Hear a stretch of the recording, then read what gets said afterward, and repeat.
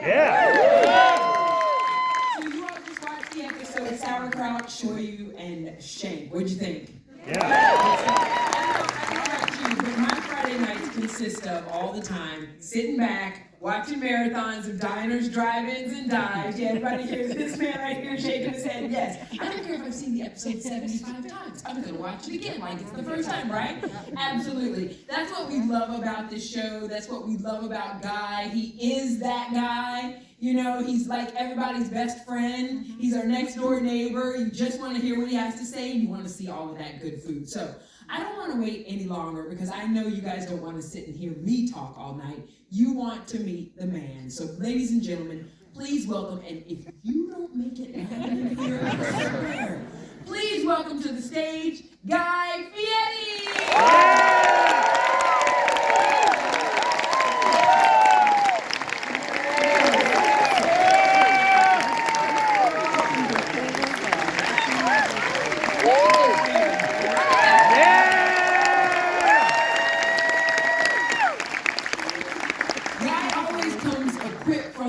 A little tequila, a little cigar, that's what we do, right? Yeah. They all have cigars and tequila. I figured I'd bring my own out here. Why not? Cigars and tequila? Why not? No, we can't do it this year. We got in trouble last year giving out tequila. I heard. Yeah, I think my co-host Kevin Frazier's banned from this place now because of that. That's why we got rid of Kevin. We bought it. Yeah, we got. Thank you guys for being here, by the way. It's awesome.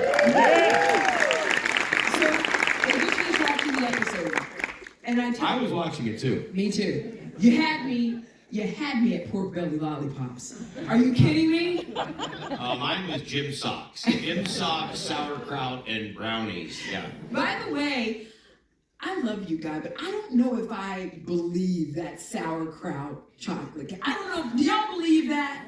Yeah. You believe that it was good? Yeah. What was that half-hearted clap there? Semi-believe that. No, I'm going to tell you. It's the long-standing question about Triple D. Do you really like everything you eat? Exactly. If I didn't like it, you wouldn't see it. I promise you that. And back in the day, there were places. I mean, our research now is so heavy. And our team is so diligent. I give all the credit to my team. It's like you could throw touchdowns if you have an awesome team blocking for you. I really believe that's the case. So we do so much research in it now. I don't think it's been in 10 years that I've tried something that I haven't said it really is what it is. Now, there is a difference between liking something, loving something, and losing mind about something. Right. Okay, we know that. Yes. But if I don't like it, or if it's not good, you won't see it. Is there something that stands out to you that you have just lost your mind about to this day that you still think about?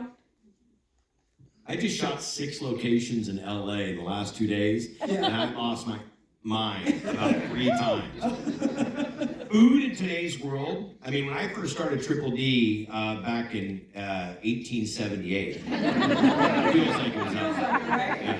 When we started Triple D, I actually thought the first 2 years, I'm like, this will be over in a couple of years. I'll run out of places. And fortunately, and I give Food Network all the credit in the world. I think they have righted the ship. We've been going down a path of processed food. So remember, you used to go to restaurants and it was microwave food and food that was made in another state or another country and shipped in a plastic bag. I think I give Food Network all the credit in really righting the ship. But I have restaurants all the time that I'll go and visit. I'm like, man, this is so awesome. Well done. You made such. And they go, we started this because we watched the Food Network 10 years ago. And we're big fans, and we saw that everyday people can make everyday food and do it really well and be successful, and that's what we did. And I imagine there's probably, in today's world, 20% of the Triple D joints that we shoot are somewhat developed and inspired through not just the Food Network, but Diners, Drive-Ins, and Dives. I love that. I love that so much. You know what?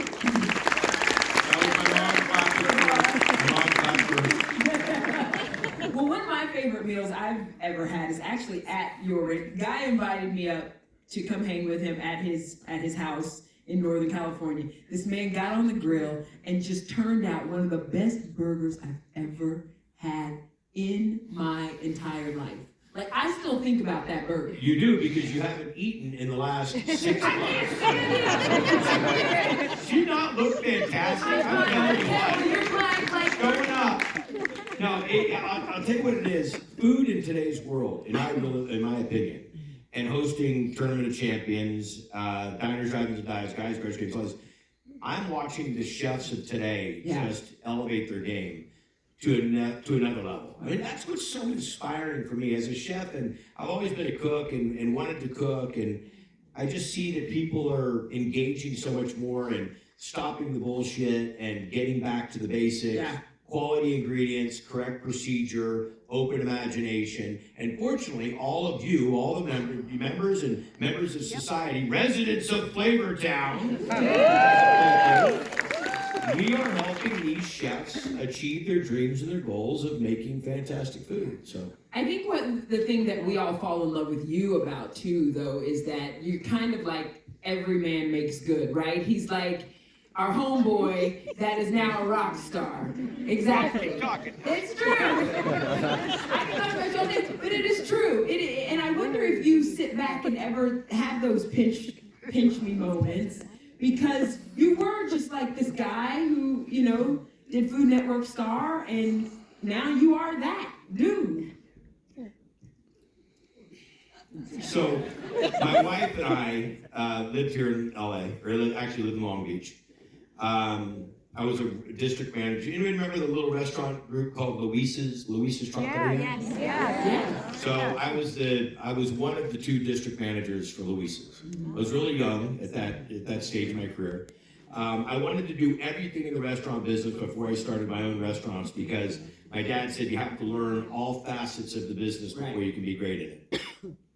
I had the cooking thing going, I was pretty good at that, but I wanted to know the business side of things. So finally, we decided to leave Southern California, go back to Northern California.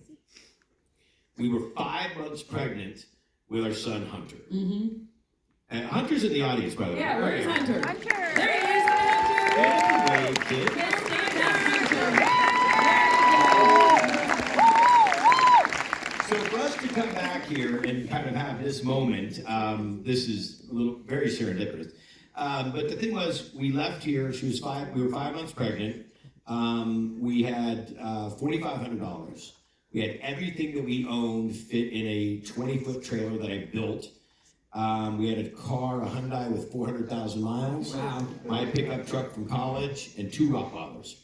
And we moved back to Northern California. I worked multiple jobs with the idea of opening my own restaurant. Mm-hmm. My parents mortgaged their home. They were about 6 months from retiring.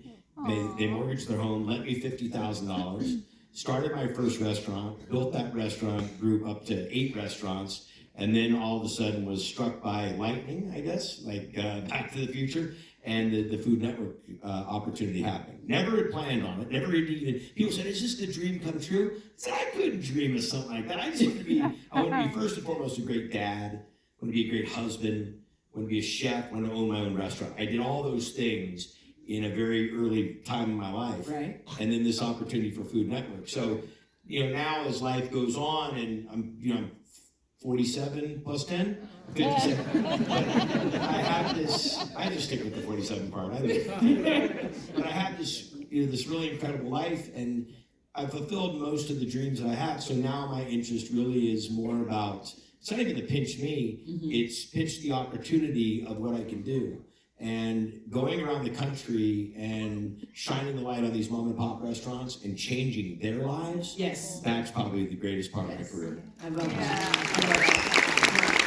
Are you like us? Do you sit and watch Family? Can you watch it? Do you watch your marathon on Friday nights? Well, I do watch it, and I do enjoy it, and then I realize how much memory I'm losing. I went there?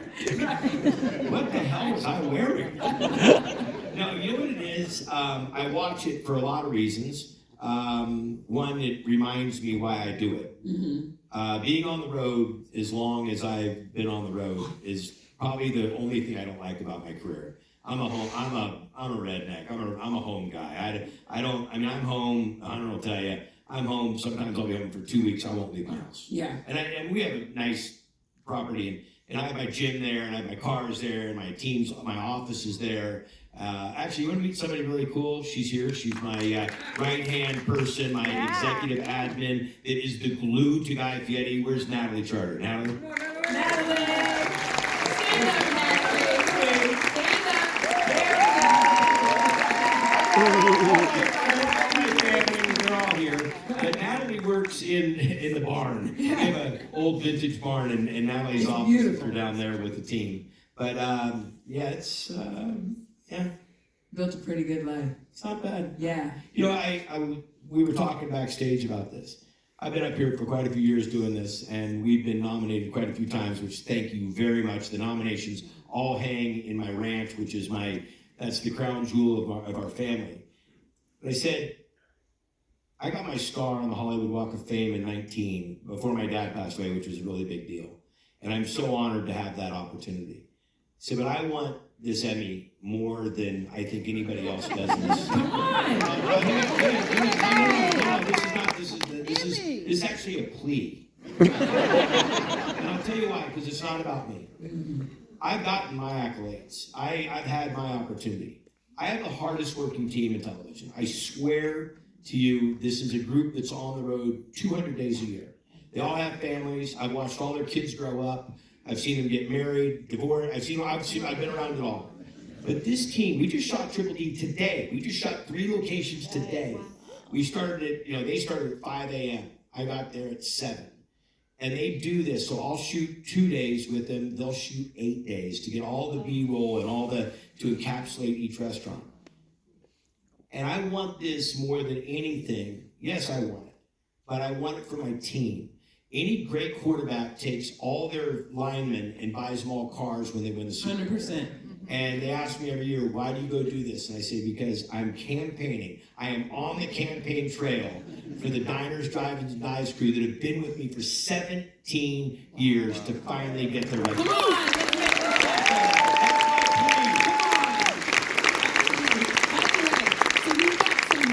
That we set up on the side here. I know those are for karaoke. Yes. Karaoke. No What's your go-to karaoke song, by the way? Wouldn't that be great? What is my? Yeah. What's your go-to karaoke? Besides sounding like a cat getting drugged through a lawn, I'm not a singer. I'm not an actor. We were having that conversation. I would be a Hank Williams Jr. Come on. Yes, indeed. Country boy can survive. Family tradition? Yeah, family tradition. Yes. Depends on how much Jack if you want the whole album. You know, the more tequila, the better, the worse the songs get. Yes, tell I don't me. even know how it works. Just sing the hook. You drink. Yeah. But no, so there are some microphones set up here. If you guys have questions, yeah, I see this gentleman's coming up down all the way already. You can line up there and That's my Uncle Joe. He's gonna ask the same thing. I don't owe you any money. I told you that. You have a question, sir? Yes. Yes, all right. Thank you for coming. What's your name? My name is Rick. Okay, hi Rick. I'm more of a barbecue guy myself. My question is about like old versus new techniques, and when you see the trends, I think this show, it looked like everything was kind of like invented or created by the chefs as opposed to, legacy type recipes. And I wonder if you see a trend about that and how you feel, a chef approaches that. Is it always about grandma's, recipe, or is it about like inventing something from scratch? I don't think the inventing thing. There's some techniques and some gastronomy that's going on that, like when he glued the meat together. I sat there and went, what? Really? I mean, why not just serve it like it is and go through all because the waste. He didn't have waste. He used every part of that pork belly. But you cut those ring pops out. And I'm like, bro, could we just cut them into squares? I mean, could we make this a lot easier on everybody? And he's like, oh, the rings look good. And I go, the circles look amazing. The lollipop's awesome. Maybe a 10 or 15% increase in that. But what we're seeing also is a lot of the rejuvenation of the old recipes and the old styles. And I think we're getting away from the shortcuts and getting into the what was popular when it was type of thing. Seeing more pickling, seeing more pressure cookers, more canning, some of this stuff. Because what the old style cooking, if you really think about this, is taking food that wasn't so readily accessible. You know, you take a New York steak and you cook it, boom, you got New York steak. But when you take a tougher piece of meat and you have to really go into brining it or smoking it or, you know, making it into pastrami or that kind of stuff. So I think not as much in the inventive new ways of doing stuff, more of the going back to the old school method. Thank you. So there's a lot of value in the old school. Oh, I think Escoffier said it. I mean, everything's been written. We've done it. We're just redoing a lot, which is fine. I mean, think about music. I mean, besides adding some computers into it, we're still going back to the same chords and the same, you know, it's just utilizing it in a different way. Yeah. Thank you. Great Thank question. you, Rick. I'm gonna come over here to you, man. What's your name? Noel. Noel? Noel. Noel, hi. Hi. With all that hair. I don't have a question, but I'm you bought with you, my Noel, vote with honey. tequila last year. You bought my vote with tequila last year, and you're getting it again this year, Guy. I'm voting for you. You're awesome. Thank you. Thank you, Noel. I want to remind all the members, you all have friends that are not here. Which one of the most wonderful things I heard, which is terrible for those 900 or 1,000 people that didn't get in, is this was booked in the first. It's packed in here, yeah. And this is 660 seats, and it was booked in the first hour or two. And there were 900 people in the first 2 hours that didn't get in, and 1,600 people. The numbers went up and up. I want to remind you, you all have a voice, and you all have an opinion, and you've all been doing this for a long time, and you come from all different. I meet a lot of you multiple times, and stand. Do us a favor. Do us all a favor. Be a supporter, be a campaigner. Go out there and explain the story, because not everybody gets it. I understand. TV shows, you have things that you love and you have things that you support and you believe in. Listen, I'm a Shark Tank fan. Do not get me wrong. They've won enough. They share that. But honestly, you know, it's spreading the message. And someone asked me, we were talking about this just a moment ago. I would have stopped this show a long time ago. Not stopped it because I don't like the work. I just don't, you know, being away from my family and having my team away from their family. Mm-hmm. But all you have to do is have one restaurant look you in the eye after this show aired and tell us how it changed their life. I had a chef, this is a real story. 2 years ago at South Beach Food and Wine, chef that I've known, I haven't seen him in 10 years. He and his wife came backstage from my presentation, and tears in their eyes, and I thought, oh my gosh, I want to hear the worst. And they brought me a gift, and that wasn't the point. They just were telling, they had this, and I said, is everything okay? They said, we haven't had a chance to see you in 12 years.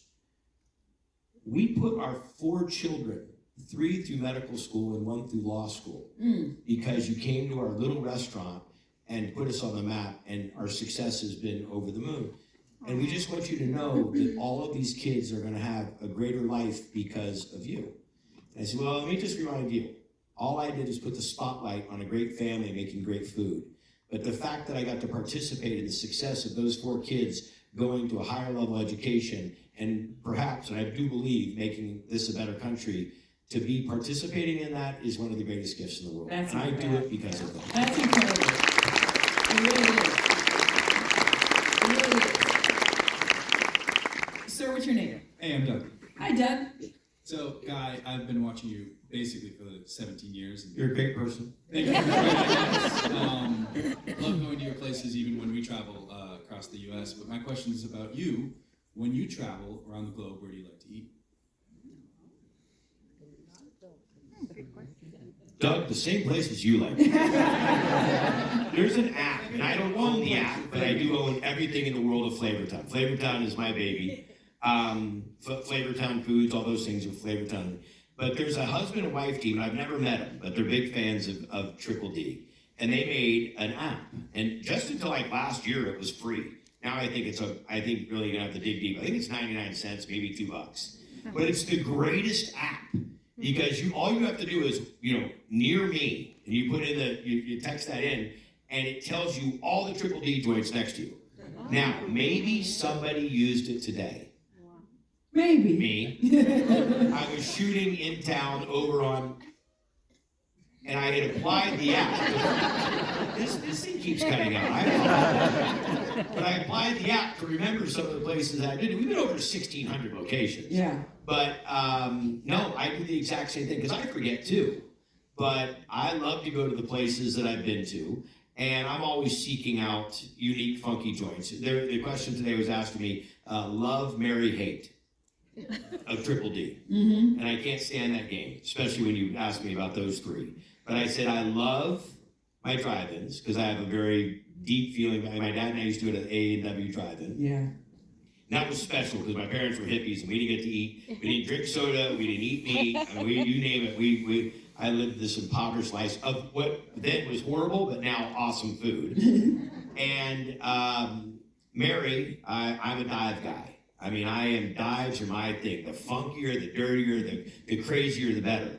And I said, if I have to pick the hate, it's not the hate or the kill, whatever you call it, was the diner because I never grew up in a diner. I never was around diners. That's an East Coast thing. But those are the funky joints. Triple D is my deal because these are the mom and pop joints around the country. And I honestly believe, I like 5-star food, but I'm more into the Triple D side of the world. Love that. Thank you. What's your name? Athena. Say that again. Athena. Athena? Hi, Athena. Hi. So I think we can all agree that this is one of the greatest TV shows in history. You better say it, Athena. I mean, who doesn't like to eat, right? Exactly. So my question to you is, I want to know a little bit about your journey because everyone has a great idea, but they don't act on it, or it could be a great idea and it just never gets made. How did you craft the idea and believe in it so much so to make such a great show like this and actually get it produced and stay on television for so many years? Well, Athena, that's a very deep question, and since we all have an extra hour or two, let me. I was doing a 10-year sentence. I was in my 7th year.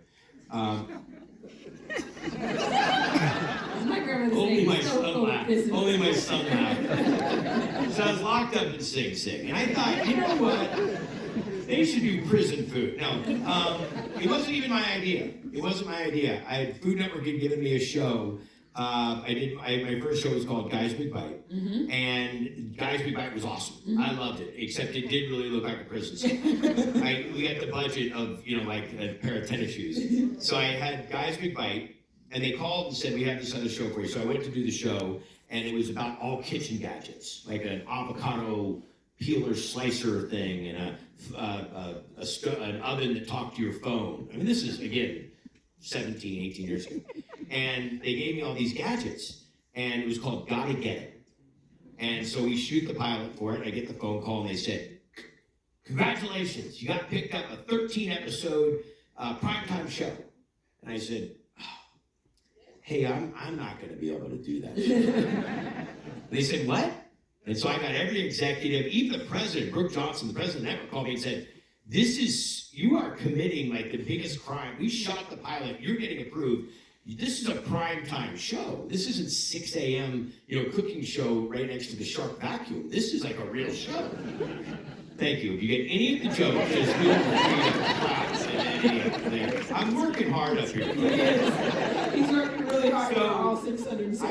I turned down the show, and they were just mystified that I would. I said, quite honestly, I didn't even expect to really be on the Food Network. I thought this was going to be kind of like a fun adventure to get my ass kicked on TV and then go home. I didn't know I was going to win. And so Brooke Johnson said, she goes, you may not ever be offered a show again. I said, okay.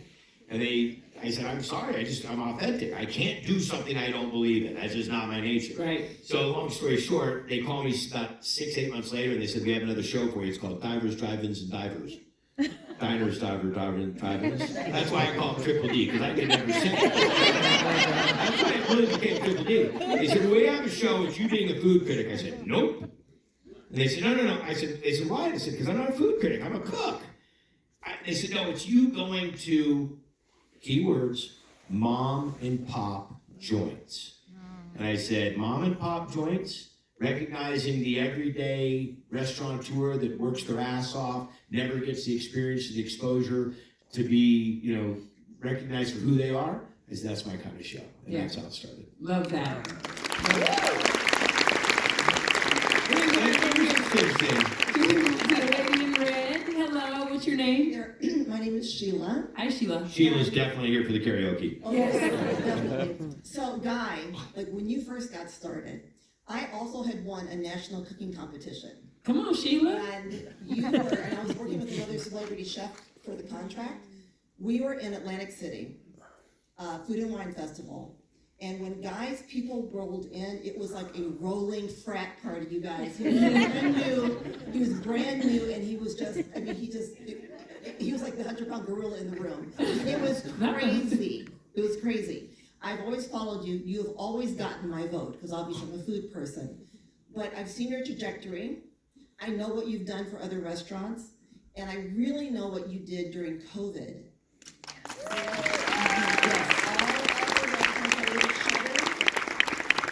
So I don't have a question. I just have a thank you.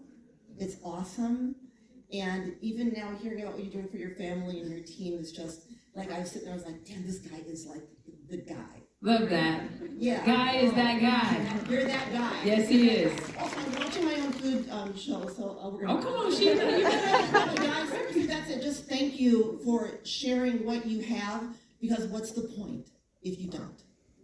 You're awesome. Thank you, Sheila, what competition did you win? What was that? Oh, it was Real Women of Philadelphia, sponsored by Kraft. I was working with Paula Dean. Well, I'll tell you something. It's so tough to put yourself out there. Yeah. I remember when my friends were pushing me into the Food Network star, and I had never seen one show on the Food Network. I'm a cook. I own my own restaurants. Like, I'm going to come back and watch other people cook what they're cooking. I mean, I did see one little clip of Rachel Ray, and I'm like, oh, she's a badass. and also a really good friend of mine. But I'll tell you what it is. The bravery that you had to put yourself out there, and the potential, it wasn't even about criticism in that era, because we didn't have as much social media. It's just about winning and losing. And my friends wanted me to go on this Food Network show. And I'm like, deep down inside, I'm like, I do not need to go on national television to get my ass kicked. You know, I didn't go to culinary school. I'm from the hard knocks. I mean, I'm from the rest. I washed dishes when I was 10. So it wasn't, I didn't want to do it because I honestly, I didn't want to fail. But I was always the guy in my group that encouraged everybody to start their own business, or ask the girl out on the date that they weren't going to, or have kids even though they didn't know if they were going to be a great parent. I was always that guy that was pushing people. And I woke up one day and I said, you know, you can't be a hypocrite about this. You're going to have to step up and toe up and be responsible. And so I made a demo tape that was absolutely no way in hell were they going to pick me. That was my way of committing but not committing. Sure enough, they loved it. So if you ever want to see something very funny, go to Guy Fieri's audition tape for the Food Network. I'm looking it up tonight. Almost verbatim. I'm sitting at the bar in my restaurant, and I said, hi. When do you ever hear me talk like that? Hi, I'm Guy Fieri. And because I'm here in the wine country, I'm going to make you a sausage and tofu stuffed terrine. And I'm going to put that on a bed of grape nuts. And I'm going to top that off with a mildly poached ostrich egg. And because we're here in the grape, I'm going to top that off with a delicious pickled herring mousse. Let's go through this. Sausage, tofu, terrine. Don't go together. A bed of grape nuts, the cereal. A mildly poached ostrich egg. Could you see putting a mildly poached ostrich egg on a terrine? I mean, it'd be the size of a football. And then topping it with pickled herring mousse. That is the worst combination of things in the world. And so then I laugh at the camera and I go, ha ha ha, I'm just kidding. It, Food Network is about real food and real people. And that's how it got started. So I applaud you for being brave enough to put yourself in the competition. Way to go. Well done. Thank you. What's your name? Hi, my name is James. Hi, James. Hi, I have a question about one of your characters in the show, and that is your cars. The Super Sport, that cherry red one with the convertible. Is there a story behind that? James, my dad's name James. My son Hunter's middle name is James. Is there anybody else named James? I'm sure. There you go. All right, so here's the deal. James, it's a great question. So we start Triple D. 17 days we shot the pilot for the show. Seven cities. We drive all over. Well, the production company, we didn't have any money, and we didn't really know exactly what we were doing, but we knew we needed convertibles, because you can't shoot inside of a car without a great lighting system, otherwise it's too dark. So we had to have a convertible. So we drove every kind. I'm a bow tie guy, but maybe somebody did make me drive a Ford one time. I don't know. Not gonna offend anybody. There's some badass Fords. The one I drove was. Yeah, so we drove around. We went around the country and drove all these different cars, and the show gets picked up. And the producer of the show at the time says, "All right, we got picked up. Out of all those cars, which one do you want to drive?" And I said, "That red Camaro that we drove. That's the car. That's the car I know. Red Camaro." He went and bought the exact red Camaro, the one I had driven. Well, this guy was not a car guy, and by no means was this car in any good shape. I mean, he used to stall in the middle of the intersection all the time. I had to rip the top off the car.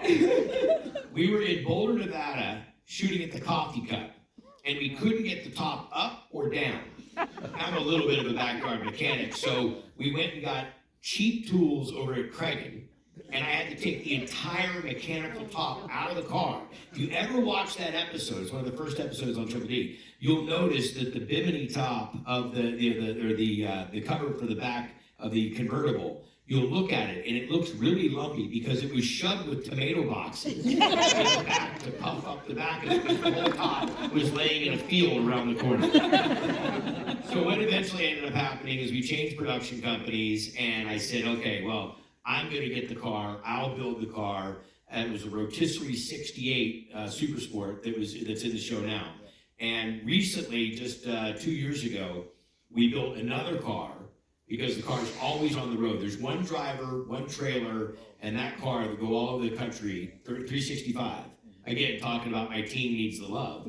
And we built another car because that kid over there and his little brother Ryder like to argue about when I'm gone, who gets the car.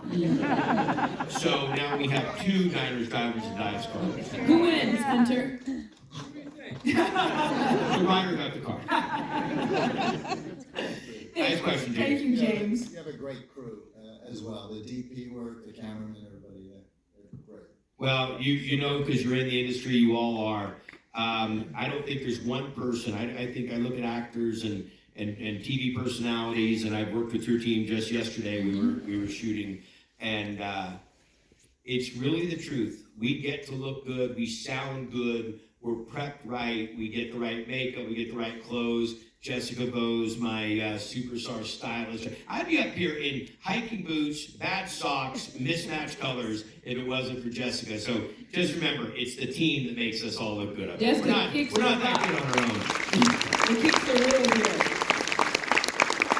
So what's your question? I'm Pierre Guy. Pleasure to meet you, sir. It's an honor, the same as you, Miss Lady. Miss Lady, I like that. He's no dummy about No, he's not. What's your name? My name is Pierre Johnson. Okay, Pierre. Originally from Washington, D.C. Guy, I've been independent television and film producer for 17, 18 years now.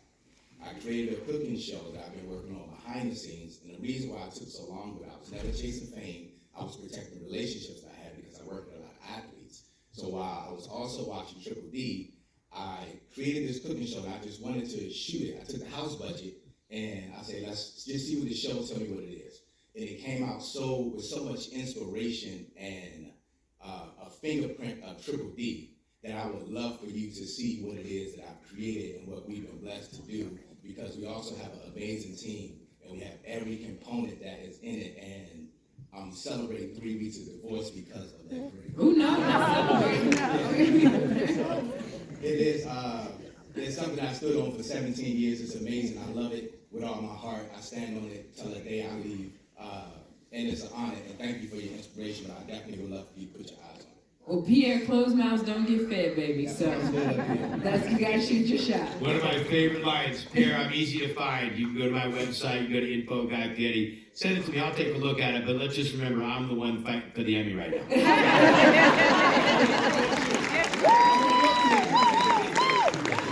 Thank you. Pierre, I love your inspiration, man. It's exactly, you have to have that kind of gut drive to make it in this business. You all know, you're all from the industry. Yeah. It takes that kind of gut drive, so 100%. good luck on you, man. Thank you, absolutely. Thank you, sir. Hi, what's your name? Michelle. Hey, Guy. How are you? I'm Angela, also Foodie G on Yelp. Great name. So I just want to say the Triple D is my favorite show on television. Congratulations, 17 seasons. And I want to know how many episodes you do per season normally. In actuality or in my mind? I watch them out of order. 497,000 a year. We do 26. Maybe a little bit more. If it was up to Betsy, our president over here, I'd do 500. But she's the say hi, Queen Bee. You're the boss. Wave your hand. Come on, Betsy. Betsy's like, okay. Sitting up front. We do 26, which is 3 locations per episode. We shoot them all over the country. There's no real rhyme or reason. People are like, how do you pick them? It just depends on where writers having spring break. Where's something happening in the world. We've been to every single state in the country. We've been out of the country. We shot in Cuba. We shot in Puerto Rico. We shot in Europe. We've done it. But it takes, like I said, it takes an 8-day pod to do 6 locations. And that's 15 people to do that. It's quite a bit of heavy lifting, but it's all worth it, right? It's a good show. You all dig it? Yes, he did. Okay, we're gonna take one last question. I'm just sorry you running from him. This is our last question, because Guy, you like to talk. We've been talking for a minute. Yeah. Yeah. We got to do what else? We get, yeah. Is it dance time? It's a dance. Bring out river dance. Hunter's gonna come up here. No, he's not doing river dance. Michelle is a dancer. Oh, Lord. Oh, we know she is. Listen, she does But she can't walk out in heavy wind now that she only weighs 90 pounds. We've known each other a long time. I saw her on the set the other day, and she kept walking by, and I'm like, hello, how do you de-age and de-weight? Listen, the same way you do. Sir? Hello. What's your name, sweetheart? My name is Garcia. Garcia? Garcia. Garcia. Yes. There we go. My question is that, has there ever been a place where you've loved it so much, like the food was really good, that you've ever gone back there again with like your family? Oh, good question. Garcia came. Are you spying on me? Yeah. Are you spying on me? Well, there's 2 things that happen. 1, yes, that happens all the time. 2, I quit giving you my favorite restaurants. There was a place in Santa Rosa, still is, up by where we live, called La Texanita. Hunter and I did it together. Hunter was really young back then. And we shot this place. And it was already a very famous, well-known Mexican restaurant. And we were kind of the only gringos that would go in there. It was on it was kind of not necessarily in everybody's neighborhood. And we shot Triple D there. And we just decided to go by to get some sopas. And there's a line into the parking lot. And I'm like, what? Is there a quinceañera? Is there a party? What's going on? And as I'm walking up to the line, everybody is kind of giving me this scowl, like what? And they're like, you did this. So we stood there in line for an hour to get into the place that we usually could walk in 5 minutes. So I quit telling you my favorite. No, I didn't. I still do it. I still tell you my favorite places. But yeah, no, I do have the ones that I take. Listen, it's that good, great, and lose your mind restaurants. And there's more lose your mind restaurants than you'd believe. I like that. And it's hard to pick the ones that you want to go back to again, and they start to get annoyed that you show back up. But we do another show called Triple D Nation, which is kind of like a Where Are They Now show, and kind of gives them a highlight of what we've done and where we've been and how is it. So, and we don't ask them to give us, oh, thank you, Guy, for doing it. I don't want to hear that. I want to hear, like, tell us the new location, tell us the new menu items, how is it all, how your kid took over, that kind of stuff. But no, we go back to quite a few. I like that. I like that very much. You guys, please. Yes,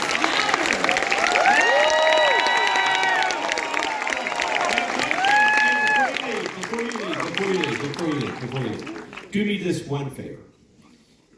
Working in this industry, don't leave yet. We're not going to open the food lines or the bar. I mean, I know. I do want to thank everybody for showing up. There's so many folks that come to do what we're doing tonight. And I gotta thank the Food Network, Erica Slavin, who is my right hand. She takes such great care of us. This to me is more about a message of what we can do. You know, we're all common people. We all come from a background of wanting to do something with the gift that we have. And we're so blessed to have the opportunity. You turn so many lives, you change so many lives and give us such great information. Thank your team. Thank your co-host. Thank the people you work with. It's a real opportunity and a blessing to be in this space. So nice to see you all.